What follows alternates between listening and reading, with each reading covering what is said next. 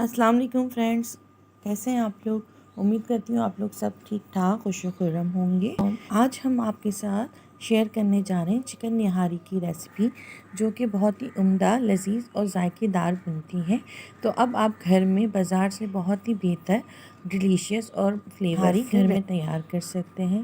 तो बिल्कुल simple ingredients हैं और बहुत ही जल्दी बनने वाली निहारी की रेसिपी मैं आपके साथ शेयर करूँगी। तो रेसिपी स्टार्ट करते हैं। बिस्मिल्लाहिर्रहमानिर्रहीम। यहाँ पे मैंने आधा कप ऑयल लिया था और उसके अंदर एक मीडियम साइज़ की प्याज को बारीक कट करके इसको ब्राउन कर लेंगे। बहुत ज़्यादा डार्क ब्राउन नहीं करना, बस हमने इसको 4 से 5 मिनट लगेंगे मीडियम आंच पे हमने प्याज को फ्राई करना है, ताकि प्याज हमारी यहाँ पे गोल्डन ब्राउन हो चुकी है। अब हम इसको निकाल के किसी प्लेट में डाल देंगे और इसको फैला के रख देंगे, ताकि प्याज हमारी अच्छी तरह से ठंडी होकर क्रिस्पी हो जाए। यहाँ पे मैंने 600 ग्राम चिकन लिया है, जिसको नॉर्मल साइज़ से थोड़ा बड़ा कट करवा लिया था। आप चाहें तो इससे बड़े पीस भी रख सकते हैं।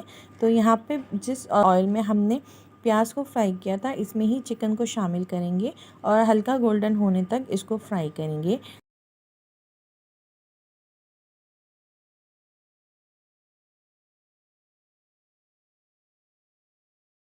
और यहाँ पे हम इसका जायका बढ़ाने के लिए 2 टेबल स्पून घी का इस्तेमाल कर रहे हैं। नॉर्मली बाज़ार में निहारी जो बनती है वो घी में ही बनती है, लेकिन हम यहाँ पे घी और ऑयल दोनों का इस्तेमाल कर रहे हैं। आधा टीस्पून जिंजर पेस्ट और आधा टीस्पून गार्लिक पेस्ट शामिल करके चिकन को इसका पानी ड्राई होने तक और इसका कलर चेंज होने तक मीडियम फ्लेम पर फ्राई करेंगे और इसका ऑयल सेपरेट हो जाए।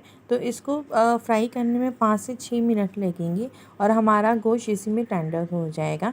तो यहाँ पे मैं इंस्टेंट निहारी के लिए शान निहारी पैकेट का इस्तेमाल कर रही हूँ, जो कि आधा से 1.5 किलो गोश्त के लिए काफ़ी होता है। तो यहाँ पे हम इसमें साथ ही यहाँ पर हम शान निहारी पैकेट चिकन में शामिल कर रहे हैं और इसको अच्छी तरह से फ्राई करेंगे। पानी डाल के इसको फ्राई करूँगी 3 से 4 मिनट, ताकि के अंदर निहारी मसाले का जायका अच्छी तरह से रच बस जाए। तो आप भी इसी तरह कीजिएगा, बग़ैर पानी डाले अगर आप इसको फ्राई करेंगे या भुनेंगे तो ये मसाला जलने का ख़तरा होगा और निहारी का कलर भी जो है वो ब्लैक हो जाएगा। तो आप यहाँ पे थोड़ा थोड़ा पानी ऐड करके इसको फ्राई करते जाइए। यहाँ पे हमारा चिकन जो है अच्छी तरह से फ्राई हो गया है और मसाले ने ऑयल छोड़ दिया है।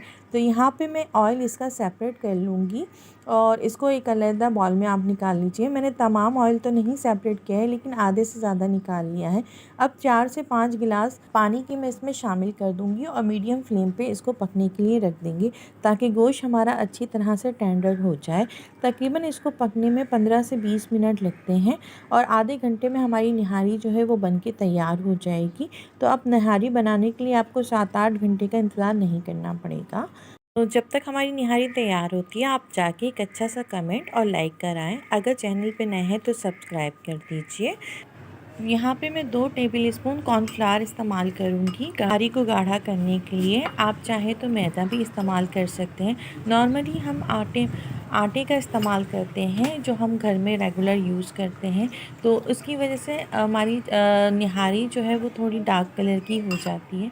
तो आप वाइट आटा, मैदा या फिर कॉर्नफ्लावर का इस्तेमाल कीजिए, आपकी निहारी का कलर कभी भी डार्क नहीं होगा। यहाँ पे तकरीबन मैंने 1 कप के अंदर इसको अच्छी तरह से मिक्स कर लिया है और अच्छी तरह से इसको घोल लिया है, ताकि इसमें कोई भी गुठली ना रहे। अब यहाँ पे हमारी निहारी को पकते हुए 15 से 20 मिनट हो गए हैं और गोश्त अच्छी तरह से टेंडर हो गया है। तो ये मैं आपको चेक करा देती हूँ। ये देखिए गोश्त हमारा बहुत अच्छा गल गया है और यहाँ पे थोड़ा थोड़ा बोटियों को मैं तोड़कर इसमें शामिल कर दूँगी, ताकि इसका अच्छा सा रेशा बन जाए। अब यहाँ पे हमने चूल्हे की फ्लेम जो है वो हाई कर दी है और कॉर्नफ्लावर का पानी इसमें शामिल करके चमचा चलाते जाएंगे।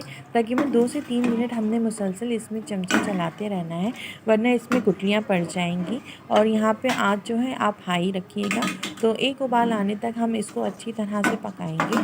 ग्रेवी आप अपने हिसाब से और गाढ़ी रखना चाहते हैं तो उसमें थोड़ा सा आप 1 टीस्पून और मैदा या फिर कॉर्नफ्लावर शामिल कर सकते हैं। तो अभी हम इसको यहाँ पे 10 से 12 मिनट और पकाएंगे। तो अभी ये देखिए गाढ़ी होना शुरू हो गई है। तो अब हम इसको कवर करके मीडियम टू लो फ्लेम पे पकने देंगे, तकरीबन 10 से 12 मिनट। और इसके बाद फिर क्या करना है वो मैं आपको बताती हूँ। تو یہاں پہ ہم نے اس کو کور کر کے رکھ دیا ہے اور 10 سے 12 منٹ کے لیے میڈیم ٹو لو فلیم پہ ہم اس کو رکھ دیں گے۔ تو ہماری نہاری جو ہے وہ اچھی خاصی گاڑھی ہو گئی ہے، اور آخر میں جو ہم نے پیاز فرائی کر کے رکھی تھی اس میں سے آدھی پیاز تقریباً 2 ٹیبل اسپون کے برابر میں یہاں پہ شامل کر دوں گی، اور اس کو اور 2 سے 3 منٹ کے لیے دم دیں گے لو ٹو میڈیم فلیم پر۔ تو الحمدللہ نہاری ہماری تیار ہو گئی ہے۔ اب اس کے اوپر ہم سرونگ کے لیے یہاں پہ میں نے نیمبو، ادرک کی باریک کٹی ہوئی ادرک اور ہری مرچیں تیار کر کے رکھی ہیں۔ اب ہم اس کو سرو کر لیتے ہیں، اور الحمدللہ ہماری نہاری بہت اچھی بن کے تیار ہوئی ہے۔ تو آپ ایک دفعہ ضرور ریسیپی کو ٹرائی کیجیے گا۔ ہم نے جو آئل سیپریٹ کر کے رکھا تھا، اگر آپ چاہیں تو اس اسٹیج پہ آپ سارا آئل یہاں پہ اس میں شامل کر سکتے ہیں۔ میں یہاں پہ آئل شامل نہیں کر رہی ہوں، میں سرونگ کے ٹائم پہ الگ سے اس کے اوپر آئل کو جو ہے وہ ڈالوں گی۔ تو یہاں پہ ہم الحمدللہ اپنی نہاری تیار ہو گئی ہے، تو ہم اس کو سرو کر لیتے ہیں۔ یہاں پہ میں نے نہاری نکال لی ہے، تو میں نے بہت زیادہ گاڑھی نہیں رکھی ہے کیونکہ بار بار گرم ہونے سے وہ اس کا اور زیادہ گاڑھی ہو جاتی ہے۔